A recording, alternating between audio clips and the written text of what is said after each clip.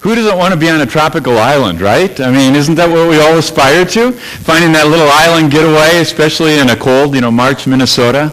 We all have those places that we want to get to, those places we've idealized, those things if I could just be that, if I could just have this, if I could just somehow get there, I would have arrived, I'd be who I want to be, where I want to be, and everything would be good. It doesn't work that way. Those places that we have identified that we think are the places to get to, suddenly, one morning, you wake up, your eyes pop open, and you realize what this place really is. And it isn't paradise. It's a new prison. It's called being lost. It's being someplace that you always thought you wanted to be, but you don't belong there. And it isn't just a matter of convenience. It isn't just a matter of not being what you ideally would like. But it's a matter of life and death. It's a matter of being able to be who you are and who you were created to be or not. Those 2 minutes that you just saw were the very first 2 minutes of the first episode of Lost, 3-4 years ago now? And everything has spun out there. It's an incredible drama. In fact, I would kind of say it's an incredible melodrama. Lori, I don't know how you watch it all the time. You're a hero. It's fascinating, but it draws you in because I think we see something of ourselves there, don't we? I think there's something about it. So what's this all about? Flight 815, Oceanic Flight 815. Don't worry, there's not an Oceanic airline, so you won't be stuck on that one. They're flying somewhere, and they landed on this island, which ends up being more than just an island. And these survivors have to figure out how they're ever going to get off. They have to figure out a lot of stuff. And that's sort of what all happens. And you see those opening scenes there as this character, Jack, who kind of becomes one of the leaders, wakes up after being thrown from the aircraft and discovers what this living hell is that he just discovered he's been about the whole time. You see, that's what being lost is all about. Being lost isn't a matter of not having what you want. It isn't, like I said, a matter of inconvenience, of not being comfortable. It isn't a matter of not getting all your preferences. Being lost is tragic. If you want to follow in on the back side of your Sunday papers as an outline, write this in. God wants us to understand what this is all about. I mean, this TV show really does set up a metaphor for where we are in life and where God doesn't want us to be. And so, God goes to great lengths, as Lori said. The issue isn't about how lost we are. It's really about how found we are. But I think we need to understand how lost we are first. And being lost is tragic. It's tragic.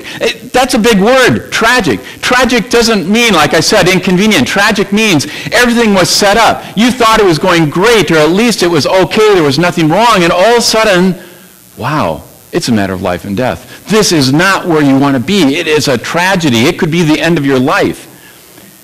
Being lost is tragic, and it's a place we find ourselves quite a bit. The drama of the Bible is really all about this. From beginning to end, whether you want to take the first story to the last story, if you want to find major sections of it, or if you want to look at almost any individual story in the Bible, it is always playing out this very same drama. People who were enslaved become free. People who are lost in sin are forgiven. People who are divided are brought together. People who are alienated are reconciled. People who are dead become alive. People who are lost are found. It is the central story, the central message that Jesus wants us all to hear and to embrace and to be freed up by. So he goes to incredible lengths to tell us.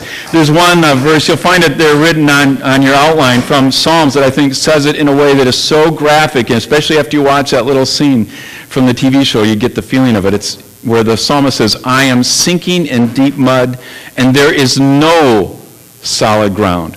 I am out in deep water, and the waves are about to drown me. This is serious stuff.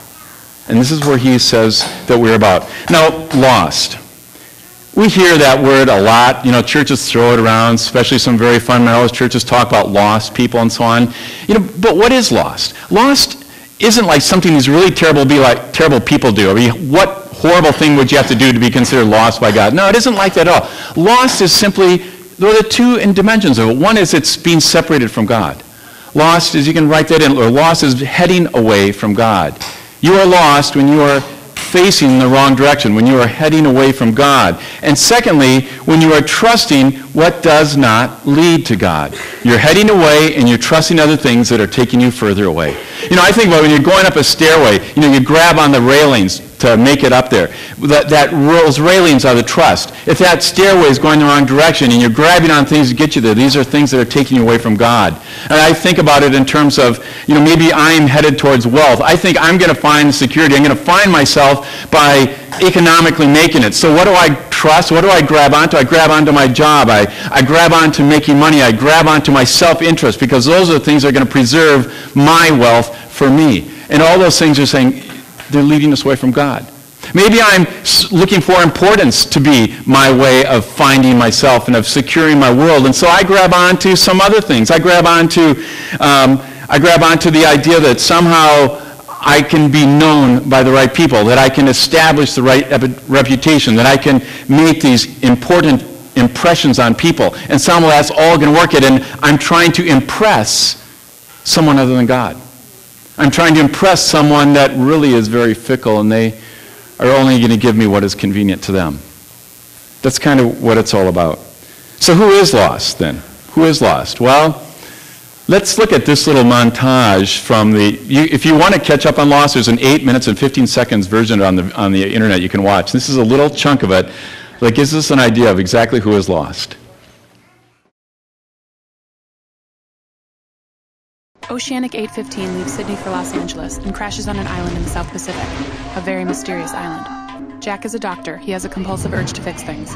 Kate's on the run from the law for killing her dad. Sawyer is a con man. Locke is a cripple, but after the crash he can walk. Hurley won millions in the lottery, but thinks it's a curse. Charlie is a heroin addict and a musician in a one-hit wonder band. He has the hots for Claire, the cute pregnant girl. Saeed was in the Republican Guard and tortured people. Then there's Sun and Jin from Korea. They have marital issues. Michael and his son Walt are just getting to know each other. Walt is kind of special. How special is Walt? There are those big obvious things that you can point to and say, boy, that person's really lost. But there's little things. There are things that are in everyone. Who is lost? Everybody on that island is lost. Who's on that island? Everyone in the world is on that island. We all have aspects of our life that are heading away from God and that encourage us to trust things that are leading us further and further away from God. It's something that we just need to realize, and that we all have that. And while being lost is tragic, there are some interesting things about where it is in that we get stuck that keep us from ever being found by God. And the first one is this, and that is that you don't want to escape most of the things that make you captive. You don't want to escape most of the things that keep you captive. And the answer is, well, yeah, I do. I want to be close to God. I don't want to have all these bad things going on in my life. I'm perfectly happy to get rid of them. Well, you know what? Maybe you are and maybe you aren't. The Bible has just lots and lots of passages about this. This is my very favorite one, is this. It's in Proverbs, and then actually Jesus repeats in the New Testament. But as a dog returns to its vomit, so a fool repeats his folly.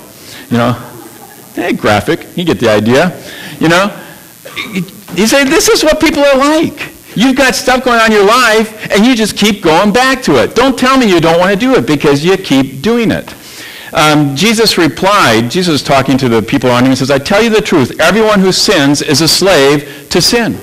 Why do we not want to? Because we're a slave to these things. And sin here isn't just, remember, it's not just talking about doing bad things. You're a slave to doing bad things. No, he says, you are a slave to the things that separate you from God. You've allowed things to give you a different direction, to give you a different motivation, and you have sold out to those things.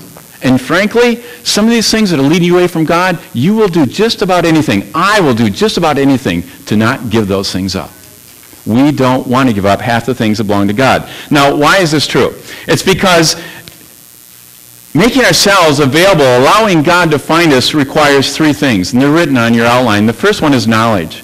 We just got to be aware of what it is that is between us and God. It's really hard to get rid of something if we're not aware of it. Knowledge is important. The next thing is ability. You've got to have the ability to do something about it. Now, those are not real hard for us to do.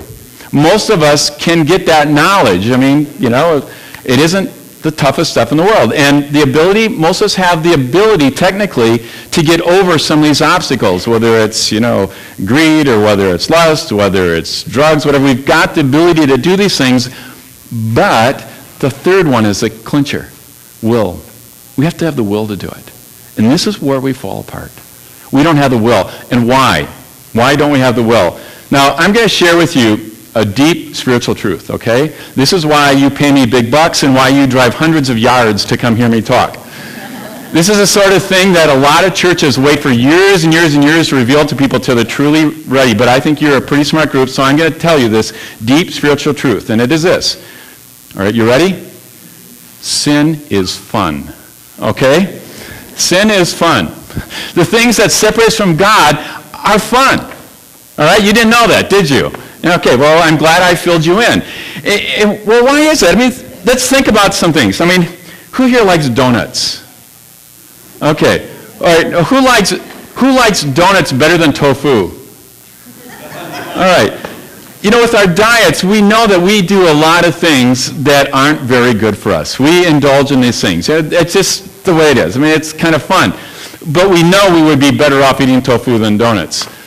That's maybe not the best example because tofu, well, anyway, you'll get the idea. But what happens? If we start saying, I know this isn't good for me, and I start doing something different, if I start modifying my behavior, first of all, we begin to appreciate the changes that it makes, and we begin to experience right? Whether it's donuts and tofu, whatever it might happen to be, but we begin to appreciate it, we experience the benefits. Actually, we gradually begin to develop a taste for this new diet as you start modifying that. And you start losing your desire for the things that weren't good for you in the first place. Why? Well, it's because I don't know that donuts intrinsically taste better than tofu. Okay, they do, but just for a minute. No, I don't know that these foods that aren't as good for us intrinsically taste better than the foods that aren't, but we've developed habits. We have patterns. We are used to these certain things, and it's very difficult to break out of them. But when we do, and we sustain that for a while, we start losing our desire to go back to those things that weren't so good for us. And we start looking for and longing for the things that we know we've experienced benefits from. And that's how it can work with our diets. But the whole thing hinges on the first step, and that is you have to have tried it. All right? You don't decide, I'm going to love vegetables and I'm going to just eat vegetables if you haven't liked them. You start trying it. You start experiencing it, and then you start appreciating it. You start developing a taste for it. You start, not missing the things that you gave up in order to have those things. That's how it works. You begin to try it. Now, you can say the same thing about exercise. Someone who has an exercise and knows that that's good for them. You begin to try it. You appreciate it. You start experiencing the benefits. So it could be a while. After a while, you may not be able to go a week without exercising. By the way, I finally got the cast off my left foot. Yeah. I still can't really exercise, but I'm getting closer to that, and I'm looking forward to that too. But it's also true, those are metaphors. Those are metaphors of what goes on in our spiritual life. The things that separated us from God indulge the short-term thinking in ourselves. They indulge me over us. They indulge what makes me happy right now over and against the things that might be better for the world, that might help me be the person God created me to be. They indulge my just finding some short-term happiness, but giving up a long-term sense of joy and a purpose and in meaning, something that would actually make a difference in my life, in the world around me. But as we begin to try these things out, we appreciate that. And the fun that sin was starts disappearing, evaporating, as we begin to appreciate the directions that God has led us. And we start losing our taste for those things that we thought, boy, this is the way to live, in order to begin to live the ways that God has called us to. And we realize how fulfilling and how important it is. And by golly, I could not live without that anymore. Something for us to understand and know how that all works. In 2 Peter, it says this. Read this with me. It's on the bottom of that point there. In 2 Peter 2:19, for people are slaves to whatever masters them. Yep, we are slaves to whatever masters us. And when we start letting these other things in our lives, the things that separate us from God, master us, and that is where we end up going. So sin, separation from God, is fun, but that doesn't mean that it's good for us. In fact, it is tragic. It takes us away from the life that God would have us have, that we can enjoy and that we can appreciate. Now, another aspect of this problem with getting found is this. This is the next point. And that is that many of your friends want you to, what? They want you to stay lost. Many of your friends want you to stay lost. Let's watch this clip from the TV series that shows one of the examples of that.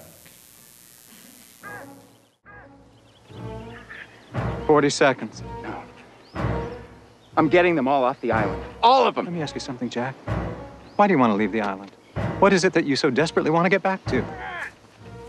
You have no one. Your father's dead, your wife left you, moved on with another man. Can you just not wait to get back to the hospital? Get back to fixing things? It's 20 seconds. Now, that's just a real short clip of one of many, many examples of people when they're trying to get off the island and they're working on it. There's others around them that we thought were trying to get off the whole time, all of a sudden put the brakes on it. They just kill the whole movement. They just keep us where we are. Now, most people don't expect this. Most people think that when I make a decision to do something good in my life, everyone is going to cheer for me. My friends, the people that are around me, are being the first ones to support me. And sometimes it's true, but you might be surprised at how often it is not. In fact, I have found as a pastor that one of the biggest things that stops people when they have made resolves in their lives, when they've been inspired and decided they're going to, turn over that leaf or whatever, inspired at a service or on a retreat or, Bible study from their group life, whatever, one of the things that trips them up and makes them forget Sunday ever happened on Monday morning is when they face Monday morning. Or maybe when they face Sunday afternoon and they have to sit down at the table. Or they're the people that they work with. Why? Because all of a sudden they've got to explain to all these people why I'm not the person that I used to be. That person that you bought into before, I'm not that person anymore. And we find that incredibly difficult to do. And we find it incredibly difficult to allow each other to do. Why? Well, one is people don't want you to upset their status quo. They don't want you to raise the bar on them. All of a sudden, you've decided you're going to head your life in a loftier direction. You're going to rearrange some priorities. And you know what you do to the people around you? You're telling them they ought to be doing it too. And rather than jumping on along with you, since they didn't have the experience you did, they're going to try to keep you from doing it because they don't want to feel bad because of what you're doing in your life. Another reason is that they don't want you to make them face some things in their life that they would rather deny. They know that those are problems in their life too. And they don't want you to force them to look it in the face and admit it and to have to do something about it. You're exposing something that they want left in the dark. A third reason is that others don't want to have to rethink who you are. We have these tangled, intricately woven relationships with one another already. And there is a lot of inertia in all of that to keep the patterns of our relationships the same. If you change who you are in my relationships, then all of a sudden I've got to figure all this out again. And I really don't want to do that. Can't you just stay the person you always are, enable the behaviors we all agreed to and ignored, or just, whatever dysfunction we might happen to have, let's just keep it going, okay? You're going to find that if you resolve to be that different person, you're going to find a lack of support from a lot of places that will make a difference. You need to be ready for that. You need to realize that that is going to be one of the ingredients that you'll have to deal with. Now, getting found is a problem. But one of the things is that it's actually a bigger problem than we think. And I think it goes back to this idea that it is an issue of knowledge, it is an issue of ability, and it is an issue of will. And ultimately, some of the places where we are lost are so big that we can't ever find our way out of it. And that is why, the only option we really have for getting found is a rescue. Rescue. You can write that in on your sheets. The Bible talks about it this way. The Bible talks about this rescue this way. Paul's writing and he says, while we were spiritually dead in our disobedience, in those things that separated us from God, that have us headed off in a different direction than where God is headed, God brought us to life with Christ. It is by God's grace that you have been saved. When we were spiritually dead. That word, we got to take that seriously. Paul is saying, what the Bible is letting us know is that we are dead in relationship to the world that we want to be at. There's no way for us to get from where we are off this island. because they're dead. What can a dead person do? Can a dead person, make themselves alive? No. Can a dead person ask to be made alive? No. Can a dead person even want to? No. I mean, we aren't even aware of all the ways that we are separated from God, and we really don't have the capability within us. And God says, it doesn't matter. That's why it's a matter of grace. It is a gift that I have chosen to give you, and I've done it in my Son. And it is here for you. And that which is dead, I will make alive. I want you to see a story, my story, from one of our own.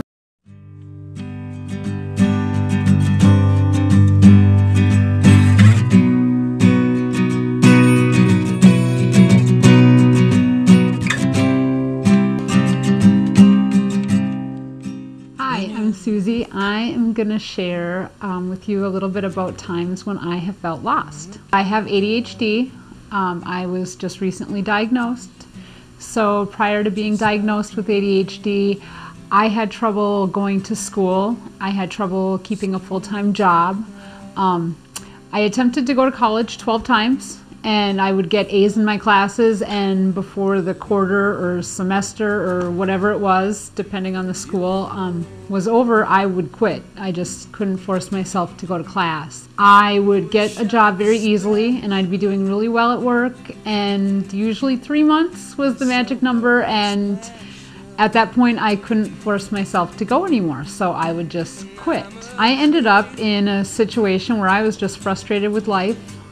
And I started using meth in 1998, and I used on and off until 2006, February of 2006, and the last 3 years of my using were probably about the lowest point of my life, and that's probably when I felt the most lost. I used mainly because it helped me focus, so I could use and go to work and focus, which was something I couldn't do before. I really thought it was helping me, and as time went on, all of a sudden it was no longer about going to work. I wasn't being productive, and it was literally just making my life a big mess. The last time when I tried to quit was a little more difficult because I was more involved with the people, and if I were to quit, I had no friends. All my friends were people who used, and I wouldn't be able to get a job when I quit, and if I did get a job, I never used to be able to keep a job, so it was a lot of just, I didn't know what to do with my life. It finally got to a point though where I was so sick of the lifestyle, and I really just couldn't go on like that anymore, and I knew I had to quit, and I thought maybe treatment will work. Maybe I can go to treatment and I can actually just stop. So I did, and after treatment I got a job, and I decided I wanted to quit smoking cigarettes, and I did that, and in between quitting meth and quitting smoking, I gained a bunch of weight, and I hated myself, and I couldn't leave the house most of the time because if I got ready and I walked past a mirror, I didn't like what I saw, and I had to call and cancel my plan. That was a really hard thing to go through because it was like, oh, I'm, not using drugs anymore, and I have a job, and I'm supposed to be really happy about all this stuff, but I really don't like myself. I happen to be scared of church. I used to run from church, or if anybody talked about it, I would literally just run the other way, get me away. I don't understand this stuff, and I guess I started thinking, why should I be scared of church? What's so scary about church? Kind of like the fact that I don't feel like I'm being sold anything. It's not like going to the used car dealership, because whenever somebody tries to sell me something and they're trying so hard, I feel like there's something has to be wrong with it, and then I just focus on, well, what's broken there? What don't they want me to know? It's really about everyday life. And even if the topic isn't something I can relate to personally, it's something I at least understand. I know we all go through things sometimes, but I know everyone can get through things too. And so hopefully my story has helped a little, and thanks for listening. I don't belong here.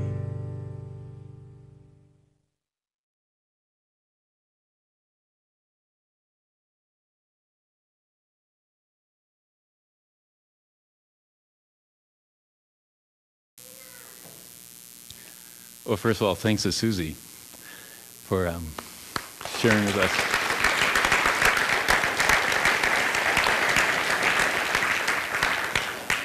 You know, it is important that we are here as a place that isn't just trying to sell something. We're trying to look at something and trying to figure this out together. There isn't a right way to be. There aren't a right way to follow the rules or do the rituals. But there's a, you know, coming into the presence of God with the real questions, the real problems that you have, and somehow looking for this community to be a place where God could be present so that you could begin to walk through them. Because you help Jacob's Well exist, you know, people like Susie and people like you are able to be here. People that would not be at a church otherwise, who would not be finding a relationship with God. It would not be deciding that this is a place they can master all the little bits and pieces of their lives that they can do themselves, but they know that there's something beyond it, something that they're scared of, but figure maybe I need to walk through that fire too. You know, think about that as you consider whether you'll be engaged in ministries. There are small ministries at Jacob's Well. There are no insignificant ministries. There's small gifts, you know, to put into the offering plate, but there are no gifts that don't make a difference. And altogether, we're able to make an enormous impact on this community, you know, through people that are right here and then the people that we rub shoulders with from, you know, every day of the week. So that's an important thing to do. Thank you for being on this with us. One of the things that Susie talked about a lot, you know, with me, but really didn't come on in the video, is that all these people that were along the way as she began to put her life together. I mean, at all the points, there's someone who's saying something that was encouraging or inviting her to another view of her life, and sometimes she ignored them, and sometimes, you know, she took advantage of them. In fact, the final step where she finally went into treatment after being on and off meth for 7 years was a person who just didn't look at her and say, guilty. You deserve what you're getting. You've led yourself down this road. Maybe you just belong there. But that person reached out and said, did you ever think about doing something that would give you a different life? And she blew it off, but she heard it. Now, I asked her, do you think that was God speaking to you through all these people and that person in particular? And she says, you know, I don't know. I don't know. That's why I'm here at Jacob's Well, try to figure out some of those things. But what I see is that, you know, we say this a lot here at Jacob's Well. We pray for miracles. We pray for God to come down, and what do we find? What does God do? God sends people. God sends people. God sends people like you. God sends people like me, too, to be there, be those arms, those legs that voice the love of Christ in people's lives. And that is a difficult thing for us to do, but it is a great thing. That Bible verse that was at the end of the video is a great one. It's Jesus in Luke 15. There is great joy in God's kingdom every time one person who is lost turns to God. Every time one person who's headed the other way and trusting something that doesn't bring them closer to God turns around, just glances over their shoulder sometimes and sees a different vision of who they are and what this world is all about and what's worth chasing and where they want to end up. We can do that with each other and for each other, but it's tough. And we don't do it alone, and we only do it because of the power that is behind us all. That's the last thing. Rescues are costly. Rescues are incredibly costly. You probably heard the story of the one man on the 35W bridge collapse. He was driving across in his truck, and the bridge went out from underneath him. He fell 35 feet. He landed. He was shaken up. I'm alive. But he knew he probably didn't have a lot of time. He didn't know how stable it was with the whole thing. He saw cars ahead of him going off into the water. He got out of his truck. He was walking off the bridge. He was within a few steps of getting off the bridge, and all of a sudden, he was aware enough to hear the noises behind him, and he turned around and saw the school bus, a school bus full of people. And he turned around, and he went, and he stayed with that bus until every person was off it and got into safety. He helped a lot of people step off of the bridge onto level ground before he did it himself.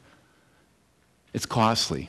It's costly stuff. Susie did a costly thing, being vulnerable enough to share that message with us in her story in order to help you off the bridge. To help you with wherever it is that you are lost, those broken places in your life that God is taking and putting together to be part of the picture with God's kingdom. She took that risk.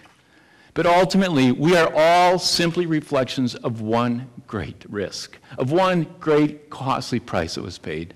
And that was Jesus. That was Jesus. It was 2,000 years ago And Jesus chose not to walk away in safety, but to turn back, because God knew you were there.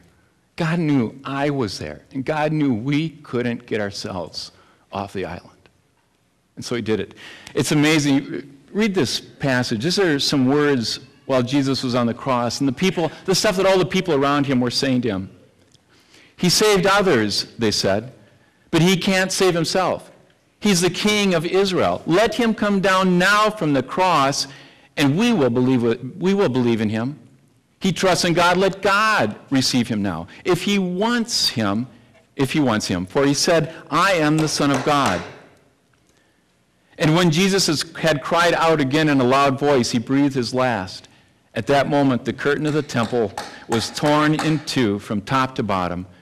The earth shook, and the rocks split. You know, I think it's amazing. It's a perfect testimony to what we're talking about today. All these people that were jeering at Jesus and what he's all about and where he's going with his life say this. They say, let him come down from the cross and we will believe with him. If he does one more trick and impresses us one more time, then I'll believe in him. But you know what? They had seen lots of tricks by Jesus. They'd seen him do miracles. They had seen what happens because Jesus walks through the world. And did they believe him? No. Do you think one more would? Why would Jesus be worth following? Why would Jesus be the person that we want to turn our lives towards and trust in, except that he didn't come off the cross?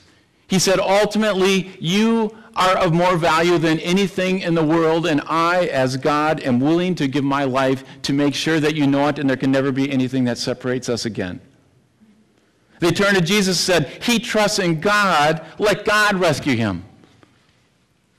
But Jesus knew it's precisely because he trusted in God that he did not ask to be rescued. He knew that finding us was going to be costly. And because he paid that price, it is worth it for each and every one of us to do the same. Let's see this one more clip from Lost.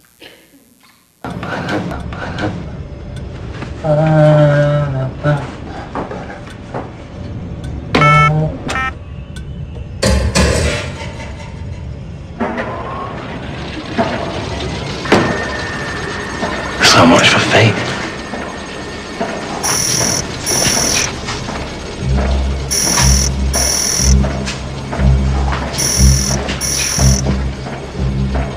Incoming transmission.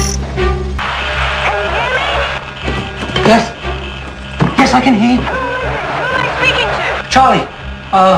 Charlie Pace, I'm a survivor of flight 815, Oceanic, flight 815.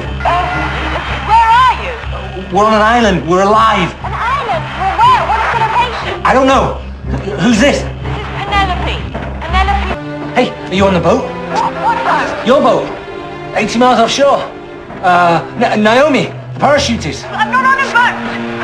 Who's Naomi?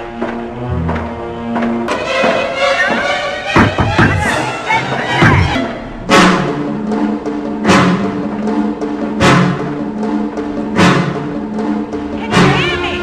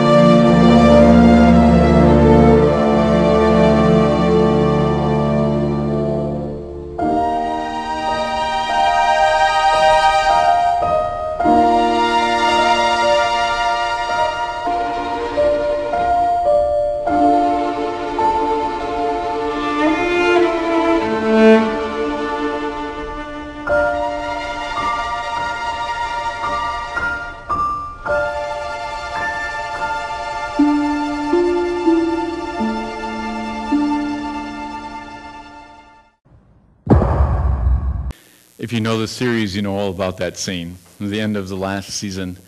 But what it is that Charlie knew that something had to be done to save the people that he loved. Charlie was a screw-up. He was the addict, the one who was always getting into trouble, the one who was always interested in himself. He was number one.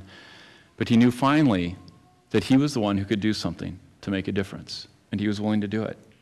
He kind of points at the person that he made the sign of the cross about as he did it. Why did he do it? Because he realized at the end that he had been found. He had been found, and then living really wasn't the point anymore because his life was bigger. He realized that all those places that he had been lost on this island, the island was mere geography. The real lostness in his life was the things that were separating him from his purpose, and he was finally able to fulfill it. And so those matters of mere geography were unimportant to him. Folks, you have matters of mere geography in your life. It may be your health. It may be your wealth. It may be your relationships. It may be some problems in your life. I am not saying they are unimportant. I am not saying that God does not want to work with you, that we don't want to work with you to try to fix some of those things, but they are geography. They are geography. The real substance of your life is deeper. It is something that only God can give, and God has already chosen to give it to you. And God is just saying, all I want you to do is to let me find you. That's all I ask. Just let me find you. Would you pray with me? Lord, you don't see us as bad people. You don't see us as balances of good or bad, judging which outweighs the other. You see us as children whom you love, children for whom you would, and you did, and you will do anything. Children so full of hope and promise, but who have gotten off course in so many big and little ways that we can't even see you anymore from where we are. So thanks for coming to us, because we didn't know where to go to find you. In our darkness, we can't make it. So thank you for giving up everything so that you could know us and that we could have a chance of knowing you. Right now, we are all aware of some of the thoughts, the habits, the patterns, the wrong priorities and misplaced investments that keep us from you, and that you died to reach across. And we admit that somewhere between knowing what to do, being able to do it, and actually being willing to change, we've gotten stuck. We've gotten lost.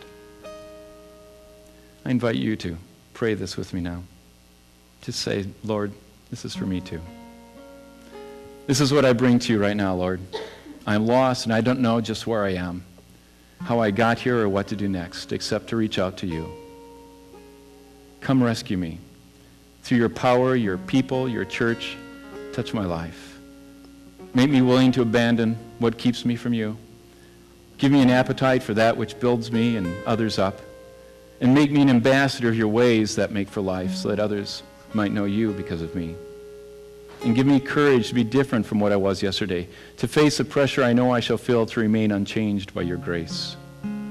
You've been here all along, reaching out to me, waiting patiently, watching for opportunities, not worried about whether I recognize you in the pain and the goodness that surrounds us or not.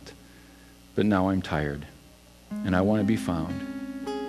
Here I am, Lord. Here I am. We're going to do two things here before we close and have a final song. And that is, first of all, we're going to pass the offering baskets. You're welcome to pass those now. They're kind of over there. Send them on along. You can bring them up to the well when you come up. And we thank you for your gifts. It really does make this ministry that we're only beginning to realize happen. So thank you for that, and thank you for your generosity. But I think I would encourage you to take one of these steps of faith, to let God know that here you are. And whatever it means for you and how willing you think you are to take that step and let God have that little edge. On your chairs, you're going to find a small scrap of paper. I'm sorry, there's lots of pieces of paper on your chair every week. But this one, what I'd like you to do is just to join me and write on this. You got a pen on your chair, right? Here I am. If you have another message for God on this and you want to write it on there, go ahead and write it on there. But just write on here I am. And then I invite you during this next song to bring it up and to stick it on to the nails of the cross. You'll find the cross here with nails. That's what Jesus died for, to find you. So please go ahead and to do that.